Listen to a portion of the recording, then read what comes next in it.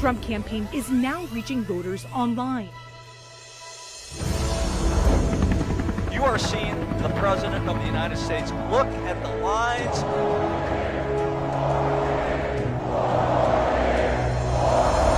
You join our movement. A lot of President Trump supporters here. Greatest movement in the history of our country.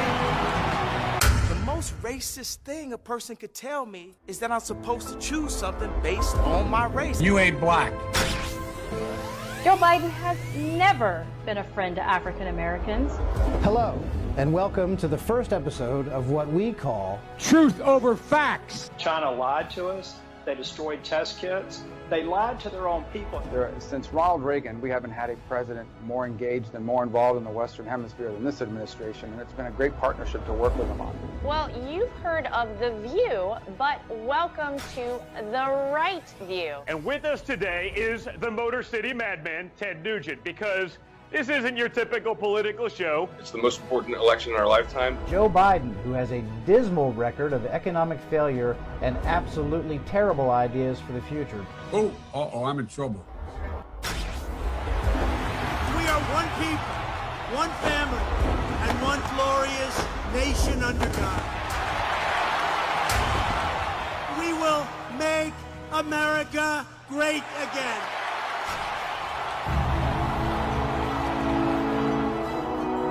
Welcome to Team Trump Online.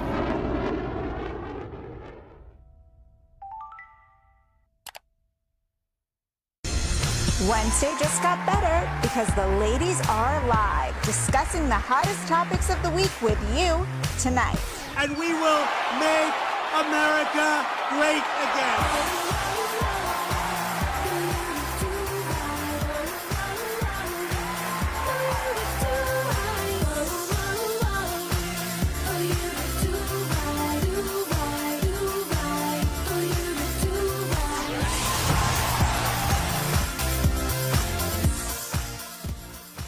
Good evening, everybody, and welcome to The Right View. I'm Lara Trump, Senior Advisor to President Trump's re-election campaign. And we have a fantastic panel tonight of accomplished and brilliant women who have been working tirelessly on President Trump's campaign.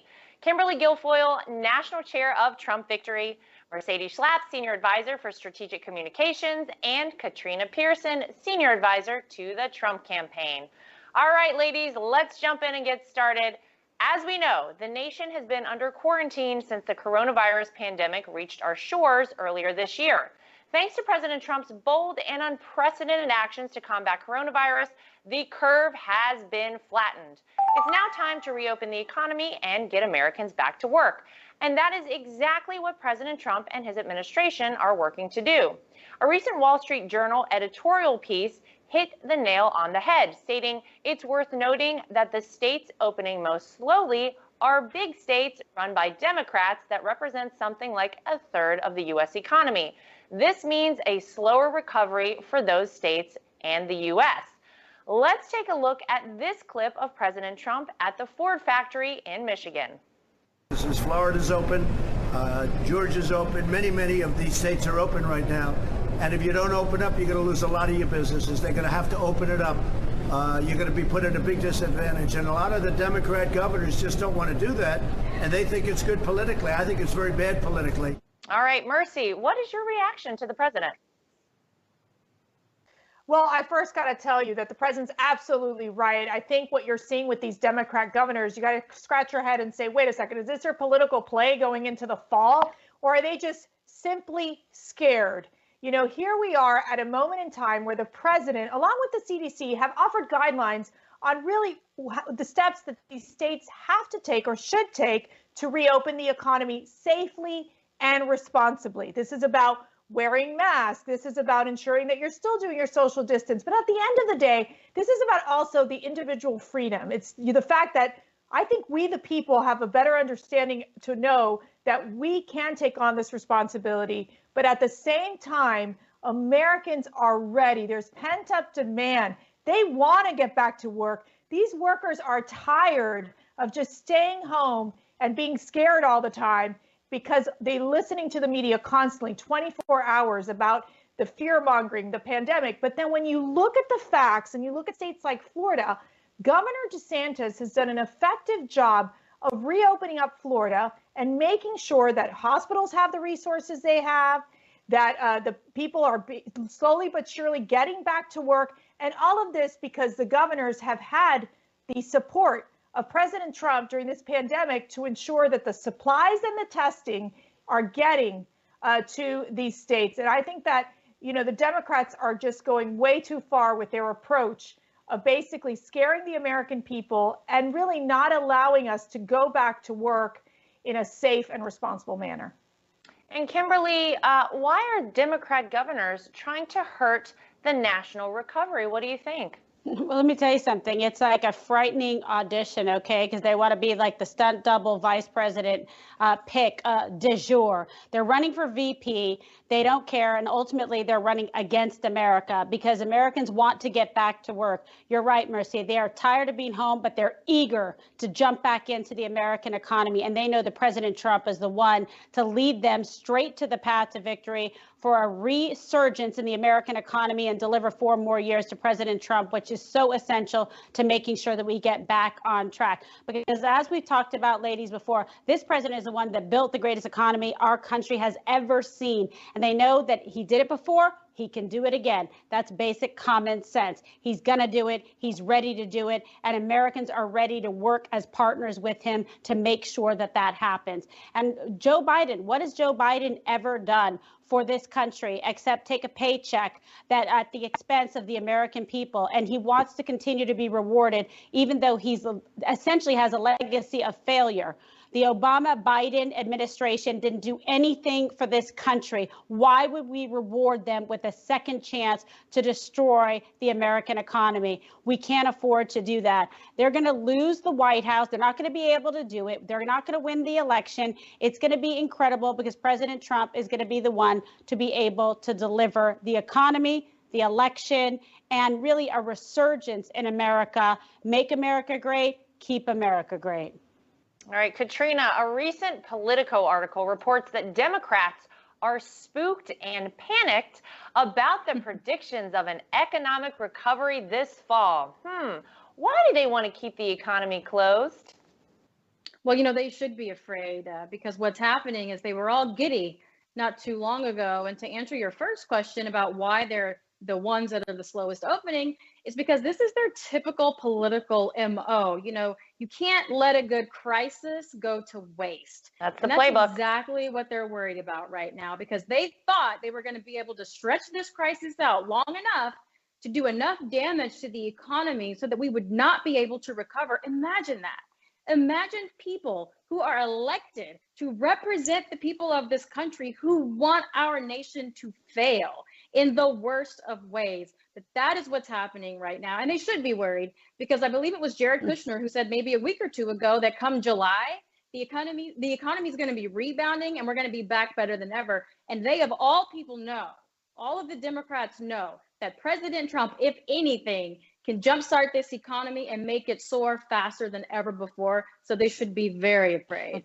Hey, Lara, can I jump in real quick? So I got to tell you all a really funny story. I don't know if it's funny, but it was very telling. It was telling. So I was on this debate with the DNC comms director, okay? And she went off on all this rampage of the president and how basically blaming the president for the high unemployment numbers for Latinos, okay? So just think about it. Their playbook going into the fall is going to be President Trump is responsible for the deaths, number one, and number two, that he's responsible for the high unemployments of Latinos, Blacks, women, of Americans. That's their playbook. They are not rooting for the American people. They are not standing with the American people. The Democrats are just concerned about pushing this negative political story and blaming it on President Trump. And I got to tell you, that's a dangerous tactic for the president. I literally responded to to Xochitl is her name, the DNC comms director. I said, where have you been? Have you been in a basement all day? Because let me tell you something. It's because of President Trump that we had these historic unemployment numbers for Latinos. So to dare they say that we are going to get blamed for the high unemployment numbers when really it's the Democrat governors who are keeping the economy closed, I don't think it's going to work. She must have been in the basement with Joe Biden. Maybe she's been keeping him company down there. I don't know what's been happening. She obviously has not been paying I wonder, attention. were they wearing a mask? I mean, were they sharing a mask? I sure hope so. I think they probably were. I want to get back, Mercy, to something you just talked about. When you look at Florida, Governor Ron DeSantis has really done a great job at phasing the reopening of his state. This can easily be contrasted with states like Michigan, whose extremely liberal governor, Gretchen Whitmer, is refusing to open. Governor Gretchen Whitmer's husband is actually in a bit of hot water after new reports say he pulled the "don't you know who I am" card, attempting to get his boat in the water for Memorial Day. Whitmer's husband reportedly said, "I'm the husband to the governor. Will this make a difference?" when the dock company told him he couldn't get his boat in the water before Memorial Day. Of course, Governor Whitmer is trying to play this off as a joke. So funny, huh?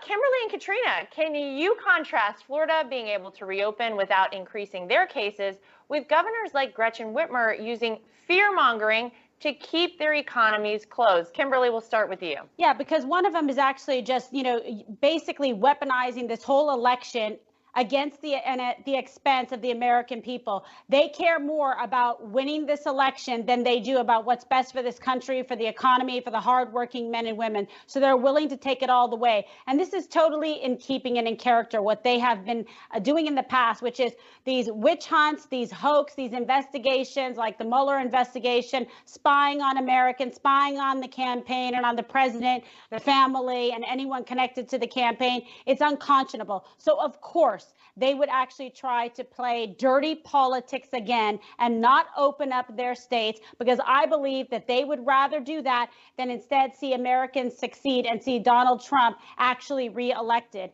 And it's frightening because you can do this in a responsible way. But this is part and parcel with blue states under Democrat rule, where they govern there, and you see the highest, unemployment rates. You see record crime. You see murders, like places like Chicago. What do you see? All these places have been under Democrat rule. They have failed their citizens. They have failed the American people. And they're right now in lockstep to do it again. And you look across this country, it's just a perfect pattern of the Democrats doing it again. And they're working in concert with the left, with the liberals and the media, the mainstream media, to do this, to try to pull a fast one on the American people. But they're standing up for the liberty and freedom. They're saying, we're not going to put up with that. And hopefully they're going to exercise their right to vote on November 3rd and cast a wise decision for Trump instead of these people that wish to do them harm. Yeah, what do you think, Katrina? But here's the best part, Laura. But isn't this typical liberal nonsense? Do as I say, not as I do. The best part of this story to me was the fact that not only did he try to take his boat out against his wife's orders, but it was to a location where she had already told people that you can't go unless you live there. Right. And guess what? He didn't live there. They don't live there. This is so typical of Democrats. I mean, this is every single time, guys. They always want to put all these restrictions on everyone else and exempt themselves. They're always above the laws that they make, by the way. And so I think that is the best part of this whole story, is that this is just typical do as I say, not as I do. They are being the authority. Like Kimberly said, these are regimes now. These states are no longer republics. These are regimes. And I hope Americans are paying attention to which states are being run in respect of their constitutional values and which states are being run where people are being treated as their peasants. Because I tell you what, Democrats are really in for a big surprise in November. Can I tell you, I think that the husband had enough of his wife. I really think that the husband was like, I am done with these stay-at-home orders. Maybe he's doing Trump in November. I am raking my leaves and I am out of here. Seriously, I think he just couldn't take it anymore. Well, I bet he likes the freedoms in this country just like the rest of us, and maybe he's going to cast a vote for Donald J. Trump on November 3rd. I guess we'll have to wait and see. Maybe we can. Good idea, Laura. Good idea. Invite him on the show. We should totally invite him on the show. Let's get him on. Absolutely. But it actually, what we see happening is really shocking in these states. Some of these liberal states have actually declared liquor stores and abortion clinics as essential throughout this crisis while forcing places of worship to remain closed. President Trump took notice and boldly declared churches as essential last week.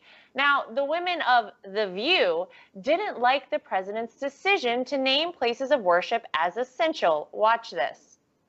But the rules are being distorted by Trump and his enablers in the Congress in particular, the leaders in Congress who are enabling him. He's playing a political game with people's lives. And these people do not realize that they are pawns in his game. He only wants to be reelected. He doesn't really care if you live or die. He couldn't care less. He wants to turn people against each other so that he gets reelected. Let's take the example of the church. Does anybody really believe that he's so religious and cares so much about people going to church? No, he doesn't. He only wants to turn you against each other, religion against other religion. He has to say, go and open the churches. Why does he fiddle with people's lives is what I want to know. All right, well, what a disgusting and ridiculous commentary by Joy Behar. And let me just remind you, Joy, this is about people's freedom and their right to worship. So, Mercy, can we talk about this contrast? What gives Joy Behar the right to tell us that we can't worship in our churches? Maybe it's okay for her to sit home, but not everybody agrees with that. Why are Democrats adamant about keeping churches locked down? So I don't know about you all, but I'm having this image of Joe Behar in the bathroom praying. I don't know if that would go far, but Lord Jesus. So it's a huge problem. Why? Because here's this president, and what bothers me about her criticism is that here's this president who has been a staunch defender of religious liberties, has been a staunch defender of those who worship in their churches. And during this pandemic, I think it's really been, at least in my house, faith has been a critical part of us being able to get through this, and my children being able to get through this very difficult time. And so, we want to be in community. Of course, we want to do this, and I say this again, in a safe and responsible manner. And what is the hypocrisy of so many of these states like California and like Minnesota and like Nevada, oh, by the way, they're all Democrat governors, is that you can go to a bar with 50 people, but you can't go to a church with 10 people. And so I applaud the Department of Justice for coming out strong and basically urging these states to change their ways, to ensure that they lift these restrictions, because this is about the First Amendment. This is about freedom of worship. And I think that is something that President Trump very much understands, values, and champions since he's been president, which is that defending those individuals who want to practice their faith freely. And it's something that the Democrats and the liberal media will never understand. They'll always go against us because they think that us church-going people are, the gun-clinging, Bible-clinging individuals that don't reach to their level of acceptance. Yeah, well, too bad for them. We live in the United States of America, and we are keeping our First and Second Amendment and all the rest of them intact. So better get in line because it's going to be a long one before those leave this country. Keeping along the radical Democrats, Nancy Pelosi pushed through her $3 trillion liberal wish list in the House. The bill had absolutely nothing to do with providing relief to Americans and was focused solely on her radical agenda. Katrina, why do Democrats continue to politicize the coronavirus pandemic? Will they stop at nothing to force their extreme socialist ideology? What's going on? No, look, the only way that they're ever going to get to destroy our country is if we allow them to. And I think a lot of Americans have realized how easily they've just, wanted to do their part and move it along. They figured out that the real deal here is for Democrats to take full control of their lives. And again, it's taking advantage of that crisis thing. And it's funny because I posted on Instagram recently, there was this Alexa video that's out there, and it says, Alexa, how long is the coronavirus going to last? And so Alexa goes into this long discussion about it being a couple of more weeks, except for the Democrat Party, who is suffering under Trump derangement syndrome, who are going to try to extend this for a whole host of reasons, whether it be to implement socialism, whether it be to milk the state for more money. I mean, you name it, this is how the Democrats function. Even Alexa knows this. So they're going to continue to try to stretch this out. Americans are tired, Governor, and the governor in Michigan, obviously her husband is tired of it too. And as we've all just discussed, we see red states, people out in their swimsuits, out on the lake, partying at the beach. So those folks in the blue states are really wondering what's going on here. So I think they're all getting the memo.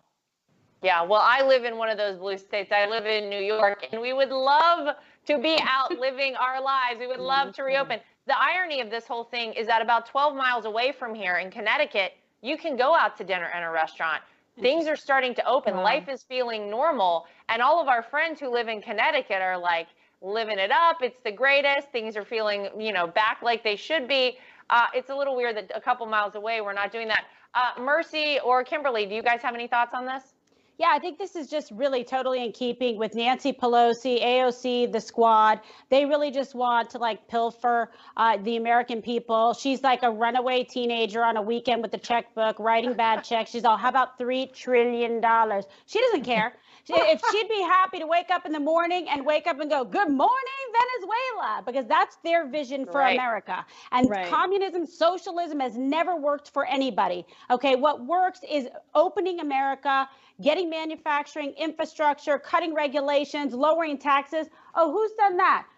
President Trump understands you need a businessman, someone who's a CEO to be commander in chief to get America back to work. He understands how to do it. He's the adult at the table and they're sitting at the kids' table, no idea what they're doing with glue on their fingers and in their hair. And we can't let them make a mess of this country. That's why America has to say no and cancel her out on November 3rd. That's why we need to make sure and take back the House and keep the Senate. And the way we're going to do those things is by re-electing Donald Trump in a red wave landslide. And I'm all about it. Let's go. November 3rd can't happen quick enough.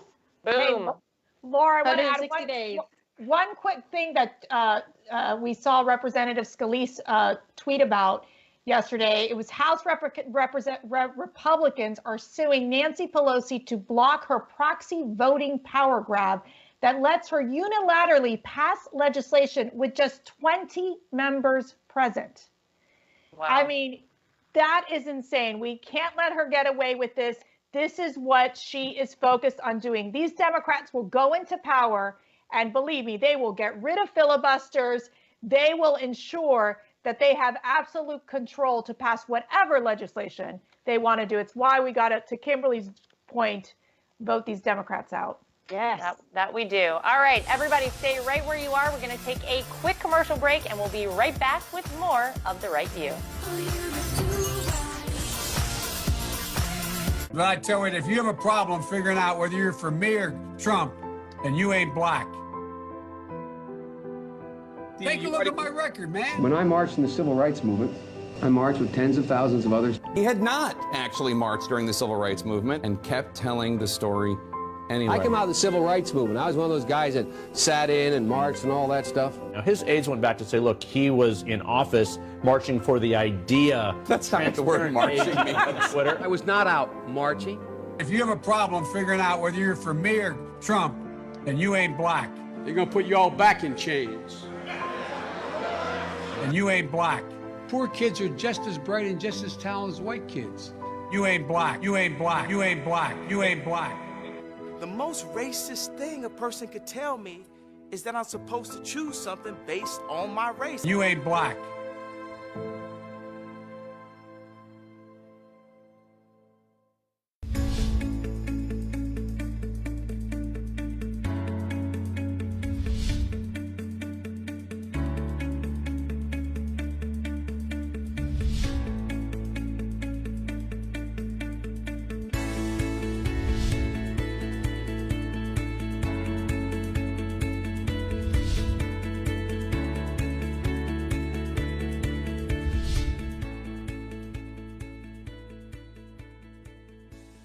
Hey, Lara Trump here. The fake news media has spent years trying to stop President Trump with their lies and their witch hunts. But still, our movement is stronger than ever. We can't let the fake news media drown out our positive message about all of our incredible accomplishments. Make sure you're getting your news directly from the source by subscribing to the official Donald J. Trump podcast today. Subscribe on iTunes, Spotify, or Google Play.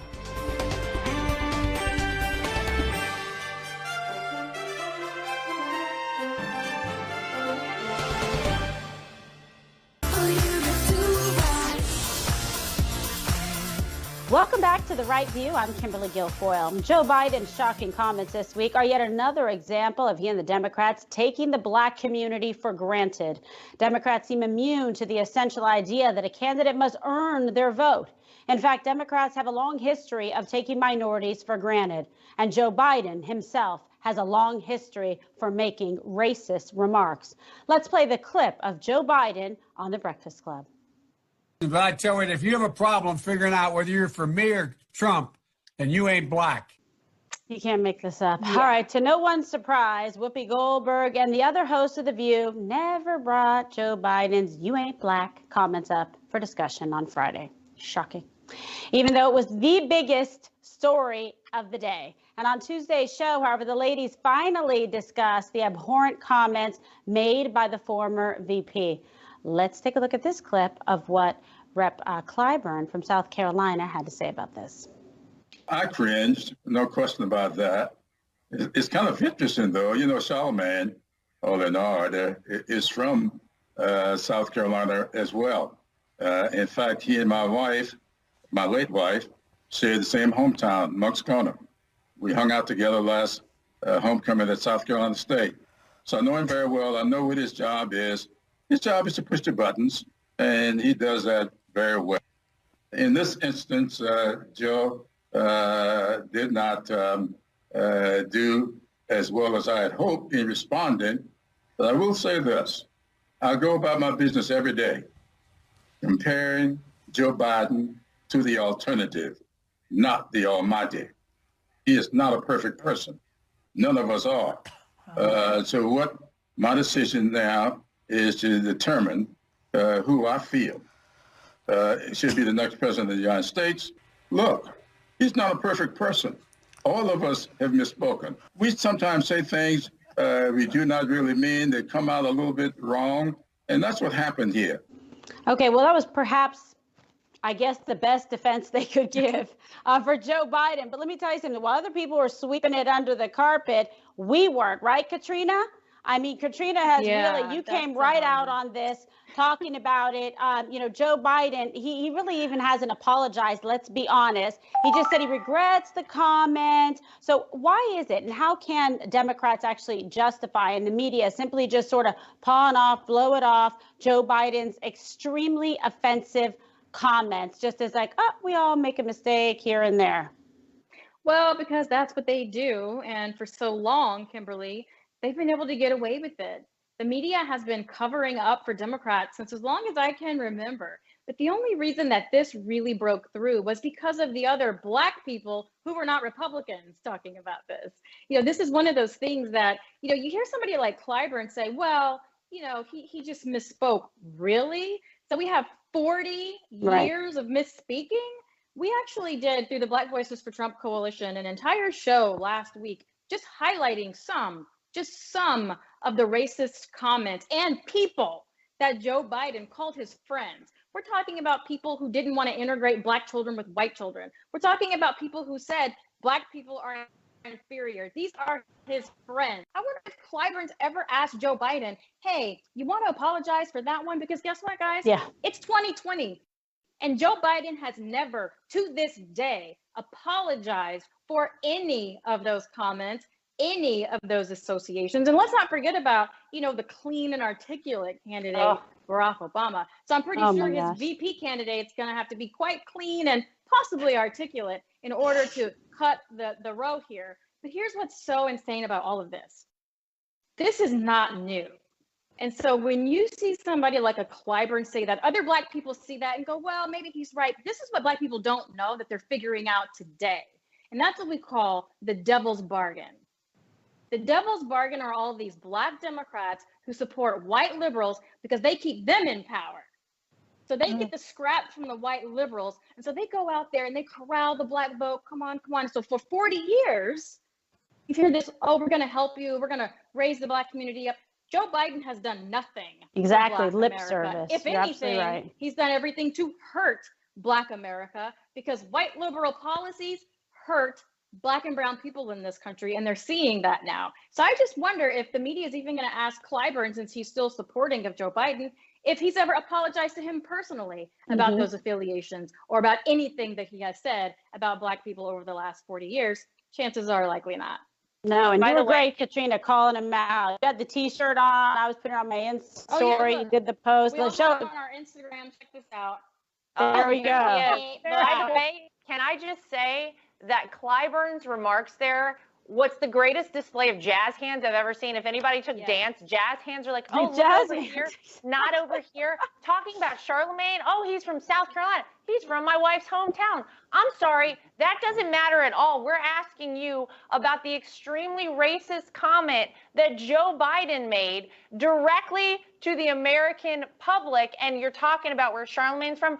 I don't think so. And I think it was very clear, by the way, to anyone who watched this and anyone who has been educated on the background of the Democrat Party and the Republican Party, that Joe Biden was telling the truth, by the way. He was telling it as the Democrats have believed for so long, that if you are a Black American, you are to vote for Democrats.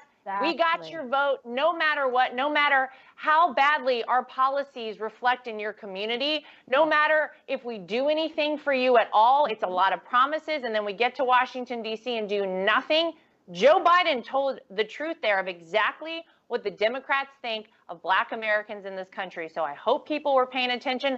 There's a reason, by the way, that our hats say woke on them. People in this country are woke now, and they are not buying it anymore.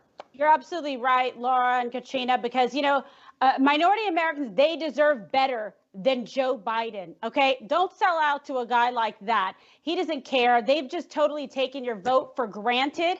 They've taken your taxes, the hard-earned money that you go out to work for every single day, and they just keep taking it and just expect you to show up at the polls. Why? Say no. Same thing with the Latino community. They don't care. They're not representing minority interests, hard-working Americans that want to experience the American dream and pass it on as a legacy to their children. And enough's enough. President Trump respects that vote and has earned it. And that's what I think we're going to see on November 3rd.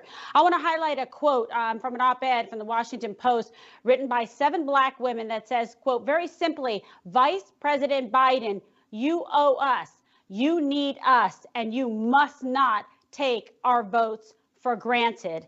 They must be earned. Mercy, I'll get you to weigh in on that, and Katrina.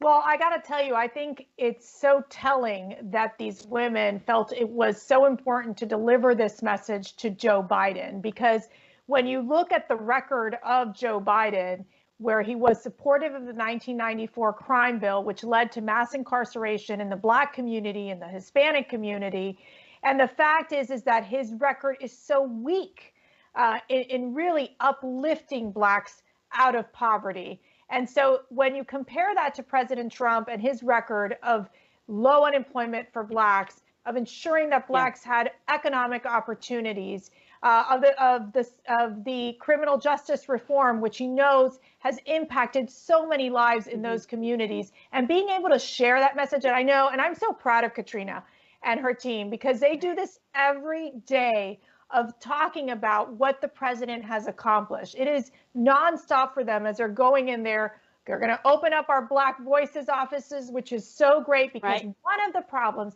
that Republicans have had for too long is that they would not go into these communities. And that's what President Trump did differently. President Trump said, what do you got to lose? Exactly. You know, count on me.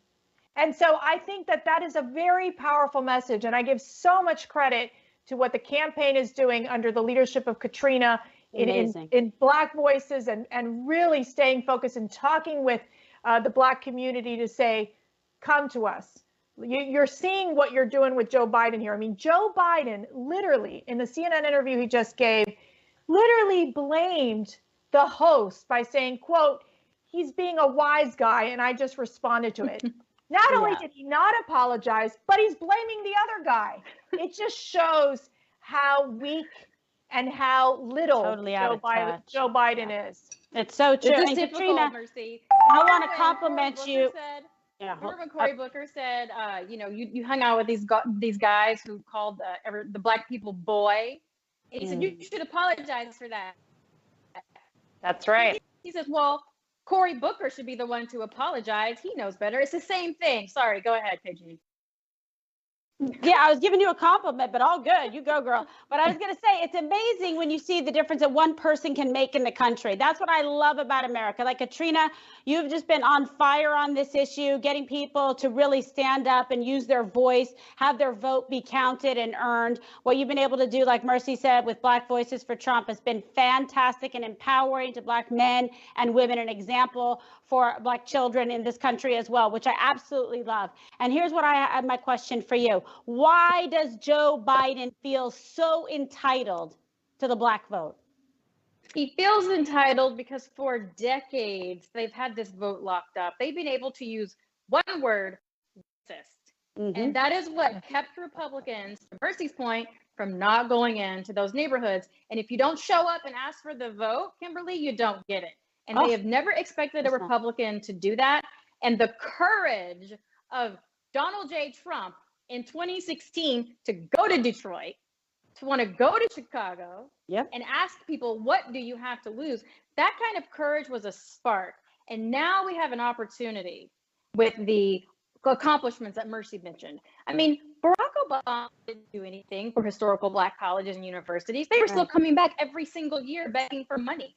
President Trump says, well, that doesn't make any sense. Here's 10 years. Don't come and see me again as long as I'm in office. I mean, these are the little things that matter to Black Americans. And we consider it our job to make sure that Black America knows this, because we know the media is not going to tell them. And so we're just excited to have a candidate in President Trump that has the courage and the will to go out there and ask for the vote. And more importantly, to deliver on promises, things that Joe Biden and those guys have been just talking about for decades.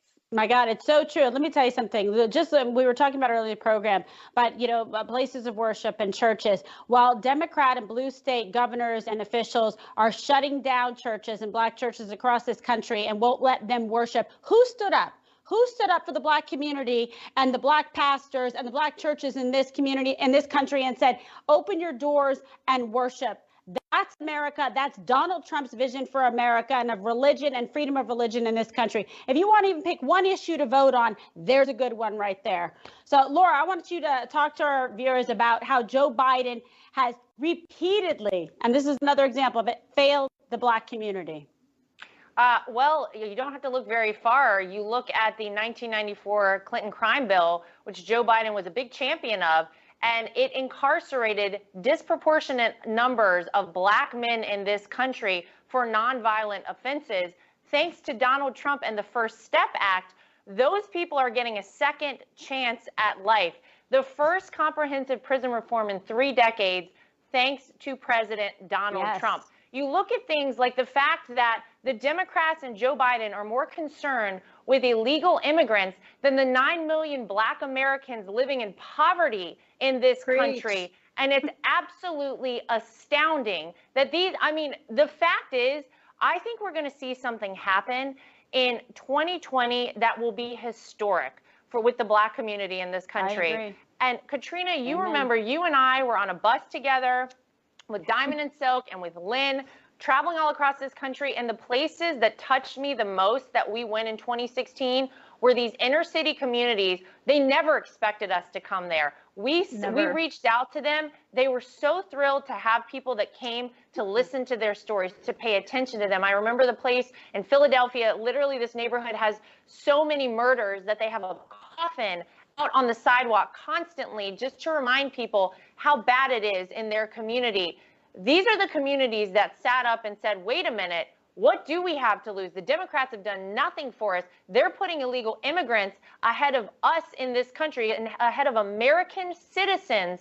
and it's done. It's over. I really think that in 2020, on November 3rd, you are going to see a historic number of Black Americans come out and vote for Donald Trump, because time and time again, he continues to keep his promises, Katrina, like you were just saying. And you see how every step of the way, the policies of the Democrat Party would absolutely destroy not only this country, but it would affect these communities in this country that had already been so forgotten and so left behind by the previous administration, that they really would be hit the hardest. So fortunately, we're going to get 4 more years of Donald Trump, and that is all going to change. And this country, I think, is in for an incredible 4 years after Donald Trump is reelected. I can't wait. Hey, You got me excited, Kimberly, Laura. so Yes. Laura mentioned this bus tour that we were on. Let Yeah. me just say this. There were several women on this bus tour. Laura was the only white chick. Just so you know. She was the only white chick. It wasn't by design, though. And this was just how it happened. The beauty of it. Yeah. And she wanted to go. She was the one. We were going to the barbershops and the beauty salons. Yes. We were going to the soul food restaurants and the barbecue joints. Oh my that God. was Laura Trump. We had so much fun. We did. And I think those communities loved having us there too. And I can't wait to get back to that, Laura. Fantastic. Yes, I can't wait. We open back up. I'm all about it. Barbecue and beauty shop. You completely That's right. All right. So Mercy, yes, how has President Trump shown us that he's committed to really earning the vote of Black Americans?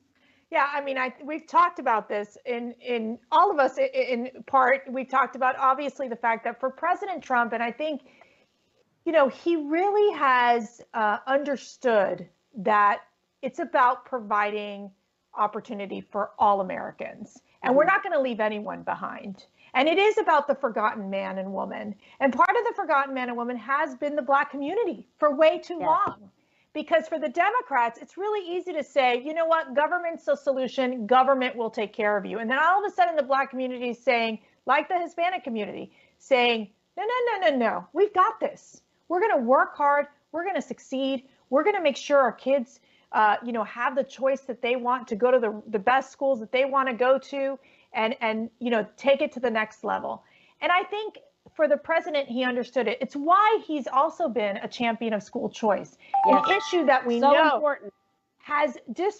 would so greatly impact in such a positive way the Black community, the Latino community. And you know what Joe Biden has said? He said he would eliminate charter schools. Charter schools. So you're going to put these kids into failing schools where the teachers unions decide the future of these children instead of the parents or the grandparents deciding where their kids should go, where their grandkids should go.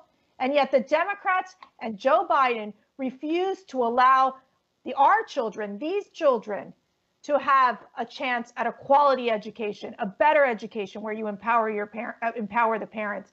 So I think school choice is going to be one of those things that the president will keep pushing for when he gets reelected this year.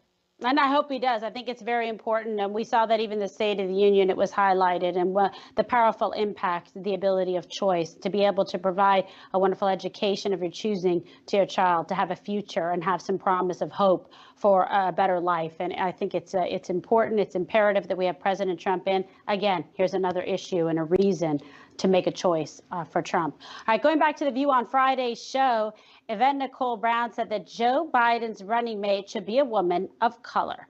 On the same day, that he made these disgusting comments. You can't make it up. Let's play the clip. Yvette, we were talking earlier about Biden's VP pick, and you had some opinions on that. I do. Like, on the one hand, I'm a Black woman, so I do agree that it is time for a Black woman to be president or vice president. I believe that. Also, though, I feel like if he is going to not do that and he chooses a white woman, it needs to be Elizabeth Warren. Everybody knows I love Elizabeth Warren, but it's not just because I think she's awesome. She is awesome, but she's also who she appears to be. And a lot of people in politics are not. I think we need someone with that heart if we don't choose a Black woman. So I'm saying, we got Kamala, we got Val Demings, we got color. Or woman of color. Yes, I'm Black, so I'm standing for the Black people right now. But yes, a woman of color needs to be in those positions. So yeah. Okay, well, The View actually had the audacity to discuss Biden's VP pick while completely ignoring what he said earlier in the day. it's magic. It's like abracadabra. I guess it just didn't happen. It's really no surprise there. It's their superpower, right? So Joe Biden has already said that he will only pick a woman as his running mate. And it's honestly condescending, quite frankly, to women that he would choose someone based on their gender rather than their credentials or their experience or suitability to be vice president. So Joe Biden says he is going into this important decision, first considering someone's gender. Laura, it's a tough one, right? But what is Joe Biden thinking? First of all, assuming facts not in evidence that he does think, but well, yeah, if he can remember that he is running for president, that's a fair question. I am so confused, and I have been since 2016, since Hillary Clinton decided to run for president. With this, it's time for a woman. Right. It's time for, what is Her it? turn. It's not time for anything. How about it's the right person for the job? And you know what? If that person happens to be a woman, fantastic. I'm all for it. Let's start picking people based on their qualifications and what they bring to the table. If you are choosing someone solely based on the way they look as your number one, item to choose, it is absolutely ridiculous. It is condescending, Kimberly. It is so absurd. And women in this country aren't stupid. We told you that in 2016 when you tried to tell us we should vote for Hillary Clinton because she was a woman and it was time for a woman to be president. The glass ceiling, the whole thing. It's ridiculous. Hey, choose me because I'm the one that has the most experience, that's the most qualified, that's the best candidate for the job. Instead, he's like, let me just give you a layup here because you're not capable of scoring one on your own. And I think it's so offensive and so demeaning to women. Yeah, there's no question. I think identity politics is just a failed political strategy, but they cannot help themselves. And I find it fascinating to watch these women on The View also just be like, well, he's got to pick a woman, he's just really got to pick a woman. And then Joe Biden goes from like, oh yeah, I'll pick a woman, but maybe it'll be a woman of color. Maybe it won't be a woman of color. It's you can't get it straight in Joe Biden's mind. I mean, it's absolutely insane. I think he should pick the husband of the governor of Michigan. There you go. I guess. Come on. There's a start. Can you imagine? Yeah, Katrina, what do you think about this? Well, I think it actually says more about the woman who believes that than anything else. Because if you're going to really put all of your faith into an individual who's going to make life choices for you and your family just because of their gender, I think that speaks more volumes about who you are, not who the candidate is, or not who the party is for that matter. Because if you care about your family, if you care about your future, if you care about your income, you should want the best person for the job, regardless of their gender, regardless of their race. So really, I think it speaks volumes. It's about the people who look in the mirror who actually believe that. And I think that is probably for a bigger discussion. Maybe we'll have that on the show one day. But to Laura's point about rejecting this in 2016, guys, America rejected this in 2008. Exactly. Groundhog Day. Right. Hello. So here's the thing. Newsflash. She was a horrible candidate. Americans knew that. They didn't support her. Joe Biden is going to pick a horrible candidate, and Americans are not going to like that because Donald Trump has delivered for this country the way no other president in our lifetime has ever delivered, particularly for women and communities of color. And those are two very serious voting blocs who are paying attention to what is happening, and they're getting the real news now that they have the right view. That's right. Absolutely. And he can't have the best woman of color for the job. That's Katrina Pierson. She belongs to us, okay? Creepy Joe, hands off. All right, we have more coming up right after this quick break, only here on The Right View. As we have already seen, his America First agenda has lifted all Americans up and have empowered them with true economic emancipation that has once again made the American dream possible. That's why I want you to text EMPOWER to 88022 right now if you want to keep America great and deliver 4 more years for President Donald J. Trump.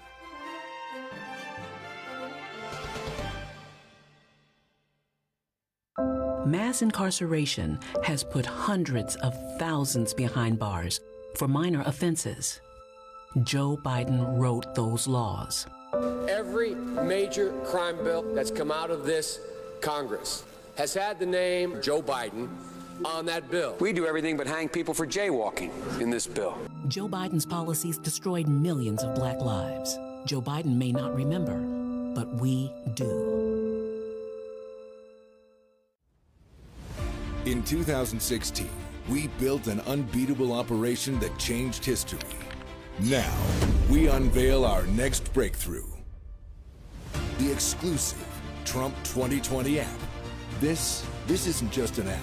This is your source for real news, not fake news. Straight from the campaign and the president himself. This is your direct line to give input on key campaign issues. Your portal to register voters. Host MAGA meetups. Your scheduler. Your application on becoming a Trump team leader. Join millions and get a front row seat to our virtual events. Watch Team Trump every night at 8 p.m. Eastern Standard Time. Earn points. Get rewarded. Get the presidential photo. Oh, and did we mention this is your personal shopper too? So just to repeat, this isn't just an app.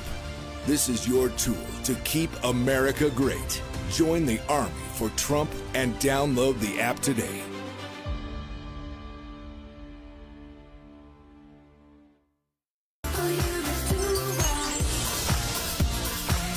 And welcome back to The Right View here with Lara Trump, Kimberly Guilfoyle, and Mercedes Schlapp. And ladies, this has been such an exciting and interesting week, and it's a holiday. It's Memorial Day weekend we just went through, and we saw a lot of the open states enjoying their holiday. And so I would like to give you all the opportunity to talk about something that you feel is important to you this week, since we're honoring heroes and identifying things that we care about. So Lara, let's start with you. All right, so I mentioned on last week's episode of The Right View that I was so excited to see all the boat parades all over this country. And there was a boat parade, a Trump parade in my hometown of Wrightsville Beach, North Carolina. Here's the parade. I don't know if you can see it. We'll get it up on the screen for everybody. But my mom was literally at the front of one of the boats. I got pictures from so many people at home showing my mom. She proudly was wearing her Trump shirt, sitting at the front, 2 Trump flags, a red one and a blue one. And let me tell you, I was very proud of my hometown. So many people turned out. So thank you to Wrightsville Beach, North Carolina. Love you guys so much. Yay. Hey, Mercedes, what about you? I hear you have an interesting story to share. I do, actually. So it was Memorial Day weekend. This is a moment in time where we honor those who have served our country, sacrificed their lives for our freedoms. And so I wanted to highlight Corporal Michael Logue, who is actually not only a veteran who served in and deployed in Iraq. He actually was part of a U.S. Marine unit that was in Iraq for over 240 days. And I just want to thank him for his service to the country, because not only is he a vet, someone who served our nation, but also he's one of our exceptional Trump volunteers. Oh, and so we are so glad that he is helping us in our efforts to reelect President Donald J. Trump. And Kimberly, you guys have been quite busy lately. What do you have to share today? You know, we sure have. And I just tell you, I can't tell you how fortunate I feel that I wake up every morning and I'm in this incredible country, living the American dream, and just really feel incredibly blessed to be a part of this amazing group of strong, successful, born free American women that we love our country. And the more time I spend, on this campaign, speaking at events and dialing for dollars and doing these virtual events, I really realize that it really is women like all of us here who will be deciding the future of this incredible country in this next election. Because the reality is that women like us who have benefited the most from President Trump's leadership and really have been economically emancipated, and it feels good, and we got to keep it going, not just for us, but for future generations of women that are trying to live their American dream. So whether it's finding great jobs or starting new businesses or running big businesses, women are thriving under President Trump. And he really believes in women. He believes in keeping our communities safe. He really believes in all the opportunities for our children, which I think is so important and crucial to the future of this country. I love the president. I love this country, and I think it's really incredible. We got to keep fighting so hard to put America and American families first. So with that, I say November 3rd, let's go, bring it on, and let's bring Trump right straight back into the White House for this incredible country.